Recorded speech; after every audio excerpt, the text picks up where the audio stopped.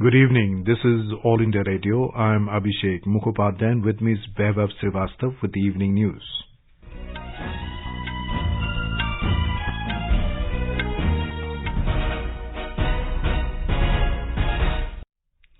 The headlines. Prime Minister Narendra Modi calls for synergy across ministries and state governments to ensure adequate supply of medical oxygen. Centre asks states and union territories to ensure hassle-free movement of oxygen-carrying vehicles. Government ramping up medical infrastructure to deal with COVID-19 pandemic, says Health Minister Dr. Harshvardhan. Union Home Secretary reviews COVID-19 situation in Chhattisgarh and Uttar Pradesh. CISCE defers Class 10th and 12th board examinations.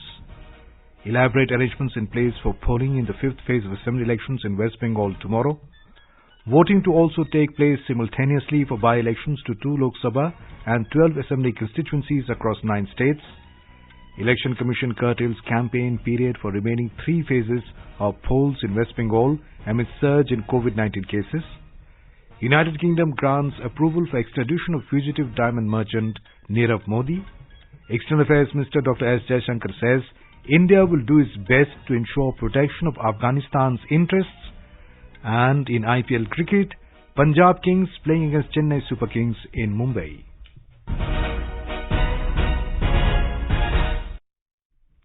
As the number of COVID cases are on the rise again, we appeal to our listeners not to lower the guard, follow all the precautions, and all those above 45 years to get vaccinated without any hesitation. Stay safe and protected by following these 3 simple steps. Wear a face mask, maintain 2 gaz ki duri for social distancing, and focus on hand and face hygiene. And now the news in detail. Prime Minister Narendra Modi today took a comprehensive review to ensure adequate supply of medical oxygen in the country. Mr. Modi has asserted that it is important to ensure synergy across ministries and state governments to maintain the adequate supply of oxygen. He has directed to increase production of medical oxygen to fulfill the growing demands. The Prime Minister took a detailed review of the present situation of medical oxygen supply and his estimated demands in the 12 states which are witnessing rapid rise in the coronavirus cases. An overview of district-level situation in these states was presented to him. He was informed that the centre and the states are in regular touch and estimates for projected demand have been shared with the states. He was informed that 4,880 metric tons of medical oxygen have been allocated to these 12 high-burden states for meeting the projected demand as on 20th April of this month. Additionally, 5,619 metric tons of medical oxygen have been allocated for the projected demand as on 25th April and 6,593 metric tons for the estimated demand as on 30th April of this month. The Prime Minister was informed that the surplus stocks of oxygen available with steel plants are being offered from medical use. Health and Family Welfare Minister Dr. Harshvardhan has said the government is continuously ramping up its medical infrastructure to deal with COVID-19 pandemic. He said there is no shortage of essential items like medical oxygen and ventilators. Dr. Harshvardhan today visited AIIMS Trauma Center facility in New Delhi. The minister will visit various healthcare facilities over the next few days to assess and further scale up facilities in the wake of rising COVID-19 cases. The minister will hold a meeting tomorrow with the health ministers of states where the cases are rising at a rapid pace. कल मैं सभी विशेष रूप से जो contribute करने वाले states हैं उनके स्वास्थ्य मंत्रियों के साथ दोपहर में वीडियो कॉन्फ्रेंस के माध्यम से कहां देश में बेड्स की कमी हो सकती है या कमी है या जिसके कारण किसी भी प्रकार से पेशेंट्स को तकलीफ महसूस हो रही है उसको कैसे रैंप अप करना है इसके बारे में हम लोग सब सामूहिक रूप से कल विचार करेंगे। और इसी प्रकार से सोमवार को सारे अपने जो एम्स हैं देश के उनके साथ भी वीडियो कॉन्फ्रेंस करके हम एम्स के माध्यम से कोविड के खिलाफ जंग को और ज्यादा कैसे देश भर में स्ट्रेंथन करना है, एम्स में कैसे कोविड से रिलेटेड जो लड़ाई है उसकी फैसिलिटीज को और रैंप अप करना है उसकी भी सारी की सारी तैयारी करेंगे। The health minister stressed on the need to strict adherence of COVID appropriate behavior. Covid appropriate behaviour को किसी भी कीमत पर हम ना भूलें। समय जब वैक्सीनेशन भी साथ साथ चल रहा है हमको कोविड एप्रोप्रिएट बिहेवियर यानी मास्क, साबुन से हाथ धोना और 2 गज की दूरी और जो उस पर स्प्रेड बड़े भीड़ वाले इवेंट्स हैं इनको अवॉइड करना है। मजबूरी में जाना भी पड़ता है तो भी जो है प्रिकॉशंस को नहीं छोड़ना है। तो हमें पूरा विश्वास है कि जिस तरह से 2020 में कोविड के खिलाफ लड़ाई को हम लोगों ने एक सफलता की चरम सीमा तक पहुंचाया था, वैसे ही ये फेज भी जो अभी आया है, ये फेज भी हमारा निकल जाएगा और इस लड़ाई में भी जो चैलेंजेस हैं उनको हम पूरी तरह से ओवरकम करने में सफल होंगे। Chemical and Fertilizers Minister D.V. Sadanand Gowda today said that the government is taking every necessary step to accelerate the production facilities of remdesivir injections, its capacity enhancement and availability. Mr. Gowda today held a meeting with Minister of State for Chemical and Fertilizers, Mansukh Mandavia, Pharmaceutical Secretary, Chairman, National Pharmaceutical Pricing Authority, and the Drugs Controller General of India on the issues related to the availability of remdesivir injections. Mr. Gowda said the production has gone up from 28 lakh vial per month to 41 lakh vial per month during the last week. The minister said total 6.69 lakhs of vials of remdesivir have been made available to different states and union territories during the last 5 days.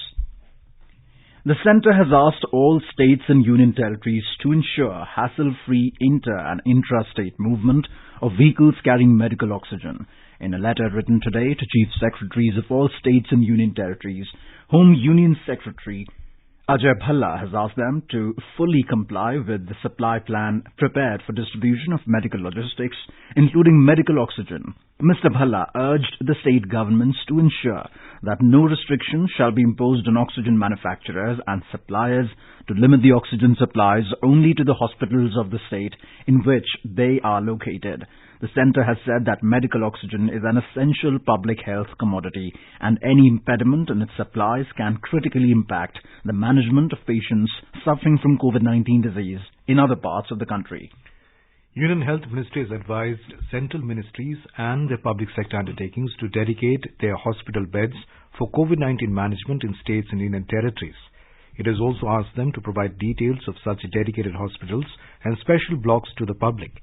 In a letter written to the central ministries, the Union Health Secretary has reiterated that the present situation of sudden surge in the COVID cases across the country calls for similar supportive action as last year from every quarter.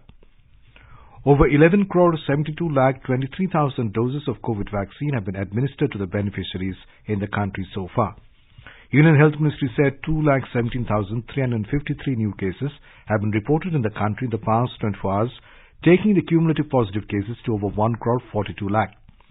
1,185 deaths have also been reported, taking the toll to 1,74,308 across the country so far.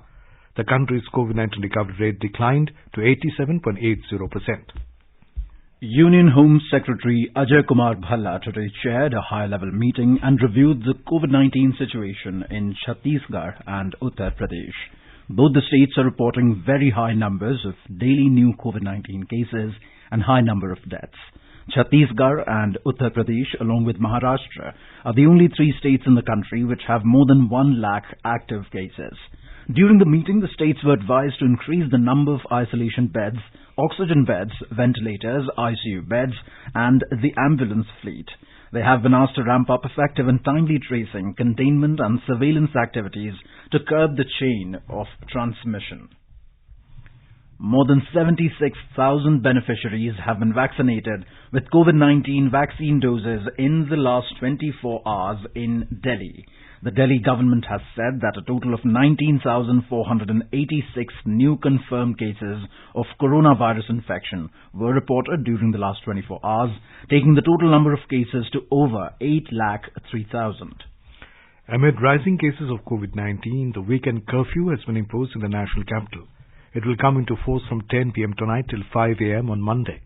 However, during the weekend curfew, movement of persons for marriage-related gatherings of up to 50 persons and funeral-related gatherings of up to 20 persons will continue to be allowed. Earlier, a 7-hour night curfew from 10 p.m. to 5 a.m. was imposed in Delhi, which will remain there in weekdays till the 30th of this month. We have a report. During weekend curfew, government officials involved in emergency services like health and family welfare and all related medical establishments, police, fire and emergency services as well as all other essential services will be allowed on production of valid identity card. All private medical personnel will also be allowed. Persons coming from and going to airports, railway stations and bus stations have been exempted on production of valid tickets. There will be no restriction on interstate and intrastate movement and transportation of essential and non-essential goods. No separate permission or e-pass will be required for such movements. Anupam Mishra, AR News, Delhi. The Uttar Pradesh government has announced complete closure on every Sunday in the entire state. The decision was taken by Chief Minister Yogi Adityanath after reviewing the COVID-19 situation in the state with senior officers. He said only emergency services and sanitation work along with awareness drive will continue on Sunday in the state. This complete closure will be applicable on rural and urban areas as well. In the wake of rising cases of COVID-19 and tracing of the UK strain in Chandigarh, the Union Territory has enforced a weekend lockdown starting from 10 p.m. tonight. It will continue till 5 a.m. on Monday. Information and Broadcasting Minister Prakash Zavadekar has tested positive for COVID-19. He has urged all those who have come in contact with him in the last 2 to 3 days to get tested. In Puducherry, over 130,000 people have been administered COVID-19 vaccine so far. The mass vaccination drive called Tika Utsav, launched on the 11th of this month, will continue in the Union Territory till tomorrow. We have a report. The Lieutenant Governor Dr. Tamilisi Soundararajan brought 1,000 vials of remdesivir medicine from Hyderabad to meet the requirement in Puducherry. Moreover, LG inaugurated a mobile vaccination camp at Tattanjavadi Regulatory Board office for the benefit of the farmers. Meanwhile, the Health Department indicated that out of 4,714 persons tested, 531 new cases recorded positive, of which 366 cases from Puducherry, 95 from Karaikal, 48 from Yanam and 22 cases from Mahe region. The recovery rate from the infection comes down to 90.78% and the fatality rate is 1.51%. Chandra Mohan, AR News, Puducherry.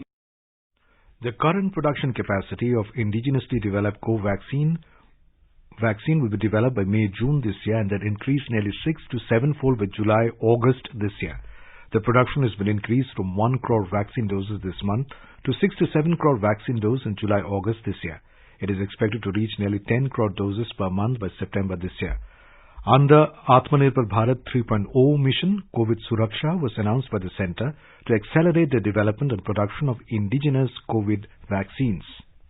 Indian ambassador to Russia, Bala Venkatesh Verma, has said that the first batch of Russia's COVID-19 vaccine, Sputnik V, will be delivered to India this month. Mr. Venkatesh said that the volume of vaccine production in India will be gradually increasing and may exceed 50 million doses per month. Russia's Sputnik V got approval from the Subject Expert Committee, SEC, for emergency use authorization, making it the third COVID-19 vaccine to get clearance in India. The Railway Board Chairman Suneet Sharma has assured everyone that Indian Railways will continue to operate all its trains and there is no reason for anyone to believe in rumours. Briefing media in New Delhi today, Mr. Sharma said that the railways have not curtailed any train service in the recent times, while on the contrary, more than 140 trains have been added to clear the rush in the current festive season. Speaking about the COVID coaches provided by the Indian Railways as an alternate arrangement to hospitalization due to the surge in COVID cases, Mr. Sharma informed that nearly 4,000 COVID coaches are ready with the railways and would be placed at appropriate locations as and when demand is raised by the state governments. Education Minister Ramesh Pokhriyal Nishank today launched world's first affordable and long-lasting hygiene product, Durokia series.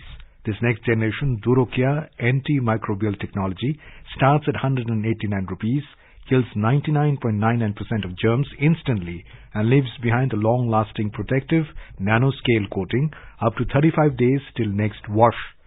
Researcher from Indian Institute of Technology, Hyderabad, has developed these innovative technologies to combat COVID-19 virus spreading. You are listening to the evening news on All India Radio. A reminder of the headlines before we move on. Prime Minister Narendra Modi calls for synergy across ministries and state governments to ensure adequate supply of medical oxygen. Centre asks states and union territories to ensure hassle-free movement of oxygen-carrying vehicles. The government ramping up medical infrastructure to deal with COVID-19 pandemic, says Health Minister Dr. Harshvardhan. Union Home Secretary reviews COVID-19 situation in Chhattisgarh and Uttar Pradesh. CISCE defers Class 10th and 12th board examinations. Elaborate arrangements in place for polling in the fifth phase of assembly elections in West Bengal tomorrow. Voting to also take place simultaneously for by-elections to 2 Lok Sabha and 12 assembly constituencies across 9 states. Election Commission curtails campaign period for remaining 3 phases of polls in West Bengal amidst the surge in COVID-19 cases. United Kingdom grants approval for extradition of fugitive diamond merchant Nirav Modi. External Affairs Minister Dr. S. Jaishankar says India will do its best to ensure protection of Afghanistan's interests. And in IPL cricket, Punjab Kings playing against Chennai Super Kings in Mumbai. For quick news updates round the clock, follow us on our Twitter handle @AIR News Alerts. चलो मिलकर एक शुरुआत करें, चलो एक फैसला आज करें, मास्क नहीं तो टोकेंगे, कोरोना को रोकेंगे, चलो एक इरादा करते हैं, चलो कुछ वादा करते हैं, मास्क नहीं तो टोकेंगे, कोरोना को रोकेंगे. Welcome back. You are listening to the evening news. In light of the nationwide surge in COVID-19 cases, Council for the Indian School Certificate Examinations, CISCE, has deferred the board examinations for Indian Certificate of Secondary Education, ICSE Class 10, and Indian School Certificate ISC Class 12. The board has informed that the final decision on new dates of examination will be taken up by the first week of June this year. The board has informed that while the Class 12th examination will be conducted at a later date, the candidates for the ICSE Class 10th examination have been given an option to either choose not to take the examinations at all or write the examinations at a later date. CISCE has said that a fair and unbiased criterion will be developed to prepare the results for all those Class 10 students who opt not to appear for the board examinations. Earlier, CBSE had cancelled its board examinations for Class 10th this year, while it postponed the examinations for Class 12th. Elaborate arrangements have been made for the fifth phase of polling for assembly elections in West Bengal tomorrow. Voting will take place for 45 assembly seats, spread over 6 districts in this phase. The polling will be conducted from 7 in the morning till 6:30 p.m. The Commission has deployed 853 companies of Central Armed Police Forces in West Bengal for the fifth phase. The decision was taken after the mob storming and firing incident at Sitalkuchi Assembly constituency in Kuch Bihar district last Saturday during the fourth phase of polling. Over 1.12 crore voters will decide the fate of 319 candidates in this phase. Preparations are also in place for voting in 3 districts of North Bengal tomorrow. 1 seat at Kalimpong, 5 at Darjeeling and 7 seats in Jalpaiguri district will go to polls in this phase. 481 micro-observers have also been deployed at Darjeeling district to ensure peaceful polls in this phase. Polling will also be held simultaneously tomorrow for by-elections to 2 Lok Sabha seats including Tirupati in Andhra Pradesh and Belgaum in Karnataka, along with 12 assembly constituencies spread over 9 states. The assembly constituencies where by-polls will be held include 3 in Rajasthan, 2 in Karnataka and 1 each in Gujarat, Jharkhand, Madhya Pradesh, Maharashtra, Mizoram, Telangana and Uttarakhand. There are 151 candidates in the fray for 12 assembly seats, indicating largely multi-cornered contests. Meanwhile, campaigning is gaining momentum for 6th phase of assembly elections in West Bengal. Political heavyweights campaigned in the constituencies going to the polls in this phase. Union Home Minister Amit Shah held a series of road shows, public meetings and town hall meetings. Speaking at Tehata today, he appealed to the people to vote for his party to create Shonar Bangla. Addressing the gathering during a road show at Bardhaman, BJP National President J.P. Nadda appealed to people to vote against the politics of appeasement, corruption and anarchy. TMC leader and West Bengal Chief Minister Mamata Banerjee addressed a public meeting at Noapara in North 24 Pargana district. Speaking at Jagaddal, Ms. Banerjee said that the number of phases in West Bengal elections should be clubbed to curb the COVID pandemic. The Election Commission today issued a notice to TMC leader Sujata Mondal Khan for her alleged derogatory remarks against the scheduled caste community. The Commission has asked the TMC leader to explain her position within 24 hours. Earlier, BJP had lodged a complaint against the TMC leader over the issue. In view of the rising cases of COVID-19, the Election Commission has curtailed the campaign timing for remaining 3 phases of West Bengal Assembly elections. It has extended the silence period from 48 hours to 72 hours. The Commission has also banned campaigning from 7 p.m. to 10 a.m. beginning today. The poll body, in its order, has taken a serious view against the repeated violations of COVID-19 norms by political leaders, campaigners and candidates. In its letter to all the political parties, the Commission has ordered that candidates and political parties to ensure absolute adherence to COVID guidelines in letter and spirit.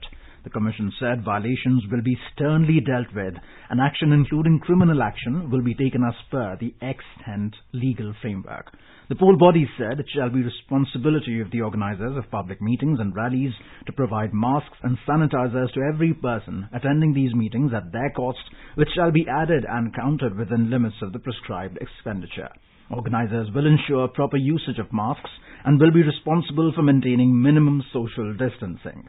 The Commission said star campaigners, political leaders, candidates will demonstrate by their personal example and nudge all supporters in the beginning of rally and meeting to wear masks, use sanitizers and maintain social distancing. Meanwhile, the Chief Electoral Officer of West Bengal, Dr. Ariz Aftab, held an all-party meeting in Kolkata today to discuss the election campaign-related matters during the COVID-19 pandemic. All the political party representatives who attended the meeting agreed to follow the COVID protocol, which will be introduced by the Election Commission. More from our correspondent. The BJP leader Swapan Das Gupta told media persons after the meeting that they will adhere to all COVID-related protocols, but the Election Commission must balance the needs of a robust democratic culture with safety norms. He said a level playing field should be created. The Rajya Sabha member and CPIM leader Bikash Bhattacharya stressed that the COVID protocol must be strictly implemented by the Election Commission. Partha Chattopadhyay of TMC said that the Election Commission should reduce the number of phases in West Bengal election to curb the pandemic. He, however, said that sufficient time should be given to political parties to campaign. Sudhindra, AIR News, Kolkata.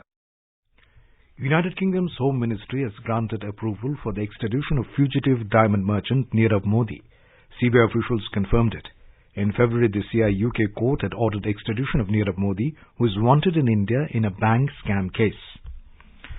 External Affairs Minister Dr. S. Jaishankar has asserted that terming India's actions in Afghanistan has been indirectly aimed at Pakistan is an absolute fantasy.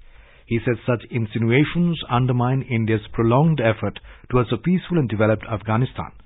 Participating in the Junction Kabul, the Road to Peace session of the prestigious Raisina Dialogue 2021 today, Dr. Jaishankar affirmed that India will do whatever is in its power to ensure protection of Afghanistan's interests.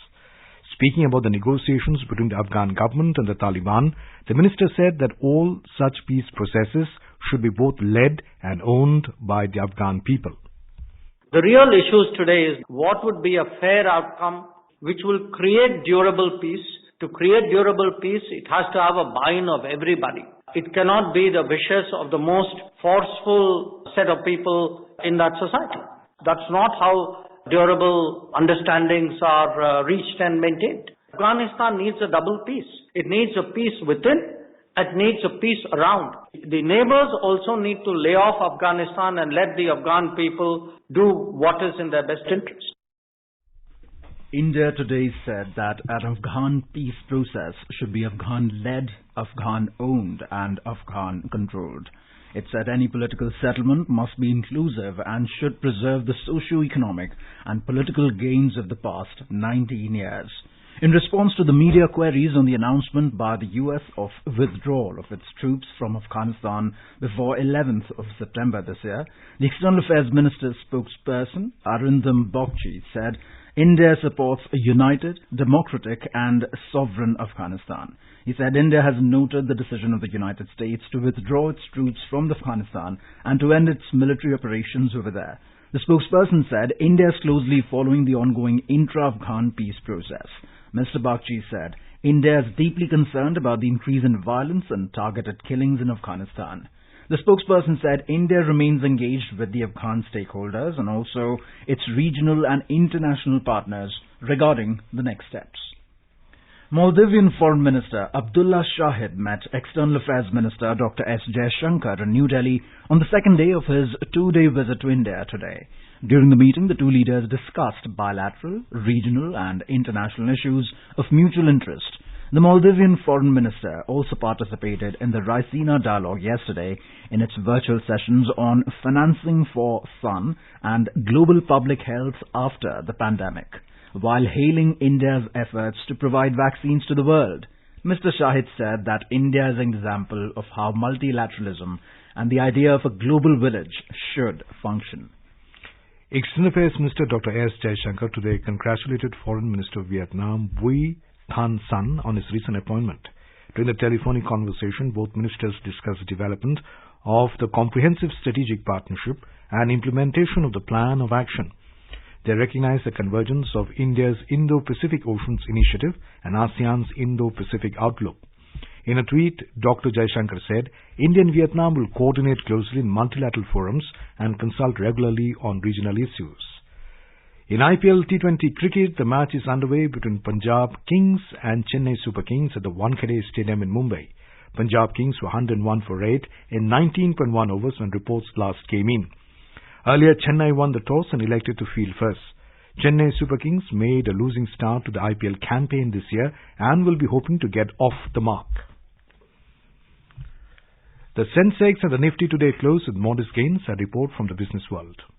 The Sensex added 28 points, a 0.06% to finish at 48,832. Nifty also climbed 36 points, a 0.25% to settle at 14,618. In global equity markets, Asian stocks rose as investors took cues from better than expected American and Chinese economic data. In intraday trade, Brent crude prices were trading around $67.20 per barrel. Back home, gold was trading 215 rupees up at 47,255 rupees per 10 grams. And in the foreign exchange market, the rupee strengthened by 57 paise to close at 74 rupees and 36 paise against the US dollar. Arjun Chaudhary for AIR News. India will receive normal rainfall this year during the monsoon season. Science, Technology and Earth Sciences Minister Dr. Harshvardhan today informed that the country will receive normal rainfall during the southwest monsoon season, which extends from June to September. He said India Meteorological Department, IMD, has projected that southwest monsoon rainfall over the country is most likely to be normal at 96 to 104% as per the long period average. Now let us take a look at the weather forecast for tomorrow. National capital Delhi will have a generally cloudy sky with light rain or drizzle. The temperature will hover between 20 and 36 degrees. Mumbai will have mainly clear skies. The minimum temperature will be 24 while the maximum is expected to be around 35. Chennai is expected to have mainly clear skies. The temperature will vary between 25 and 32 degrees. Kolkata will have mainly clear sky. The city will observe minimum temperature of 28 and a maximum of around 37 degrees. Srinagar will have generally cloudy skies with moderate rain. Temperature will hover between 6 and 12 degrees Celsius. Jammu will have generally cloudy sky with light rain. The minimum temperature will be around 20, while the maximum will be around 28 degrees. Lev is expected to have light snow. Minimum and maximum temperatures will be between 0 and 10 degrees Celsius. Gilgit will have generally cloudy sky with light rain. The temperature will hover between 10 and 23. And now, before I end the bulletin, the headlines once again. Prime Minister Narendra Modi calls for synergy across ministries and state governments to ensure adequate supply of medical oxygen. Centre, states and union territories to ensure hassle-free movement of oxygen-carrying vehicles. Government ramping up medical infrastructure to deal with COVID-19 pandemic, says Health Minister Dr. Harshvardhan. Union Home Secretary reviews COVID-19 situation in Chhattisgarh and Uttar Pradesh.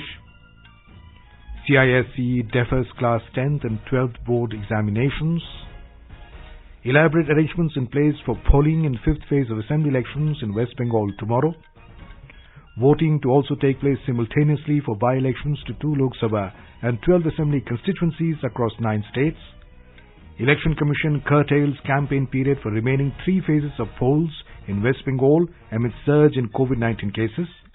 United Kingdom grants approval for extradition of fugitive diamond merchant Nirav Modi.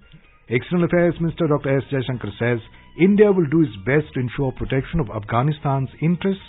And in IPL cricket, Punjab Kings set a winning target of 107 runs against Chennai Super King. And with that, we end the evening news. Good night.